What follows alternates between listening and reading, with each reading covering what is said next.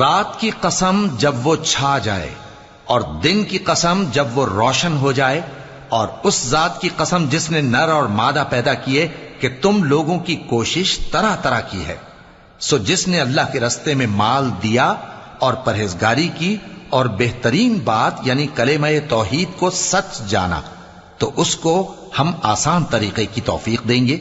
और जिसने बुख्ल किया और बेपरवाह बना रहा और बेहतरीन बात को झूठ समझा, तो हम उसे रफ्ता रफ्ता सख्ती में पहुंचा देंगे।